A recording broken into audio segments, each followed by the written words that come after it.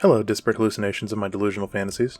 June's over, which means a new death stream has dropped, which is great, because something needed to cheer me up after Diablo Cash Grab Edition. And this month, we did get some nice treats. The headliner is obviously combat. For this stream, we got a little taste of the revised combat system. And I do mean little. They showed off basic melee attacks for 2 weapons, a heavy sword and dual daggers, a few abilities for the Weapon Master class, and the floating combat number UI.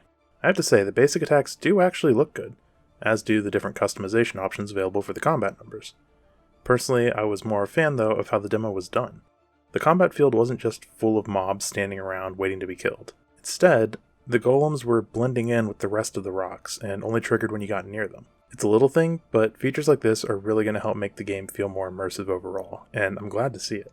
But let's stay on topic. We got a little more combat information sprinkled throughout the stream. You can move while attacking, your attacks don't root you in an animation, and your attacks move independently of your body, which I'm still not sure what entirely that means. One of the devs also mentioned that light weapons allow full speed movement while swinging, and heavier weapons apply a slight slow to your movement while attacking, which helps players feel the weight of the weapon. Steven also responded to a question confirming that combat will have things like telegraphed attacks from bosses, dodging, reactionary abilities, and other typical MMO combat fare. Personally, while I like the visuals of the demo, especially how weapons affected the environment, at least cosmetically, I find it a little hard to get excited for a combat scheme before I feel it for myself, but it does look promising. Next up was character art, featuring a burrowing desert biome boss that'll be present for Alpha 2, and the Pyre character models. Get ready for some booties. And to clarify how customizable the characters are... Not just one set of sliders.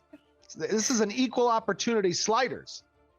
There's equal opportunity sliders, so let's be clear on that. So that should quell any doubts about how much personality you can inject into your characters. With objectification complete, we moved on to the Q&A.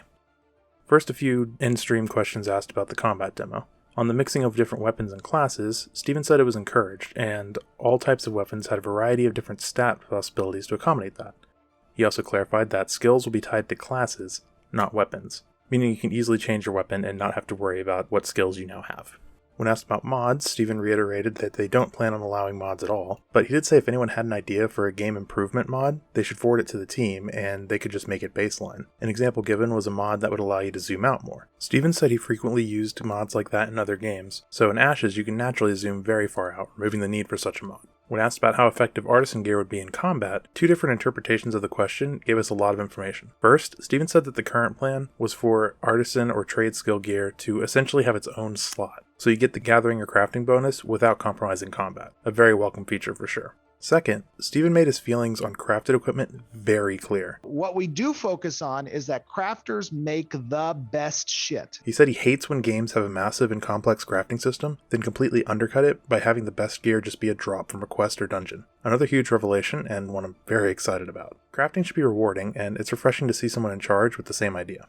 And some rapid-fire answers to wrap it up. Diefall is a 2-channel system and affects the whole character, not a specific armor piece. Wind was confirmed to affect sailing speed. Foliage cannot be turned off to gain a PvP advantage. And shots fired at New World, they mentioned that they are open to server rollbacks in the case of catastrophic failures or economy-destroying bugs. I think we all know what that means. And that's it. June flew by, probably helped by me getting sucked back into League of Legends. Nothing else is really drawing my attention. There doesn't seem to be any exciting new games on the horizon. I even briefly considered reinstalling New World. Anyways, engage however you want, and I'll see you all eventually.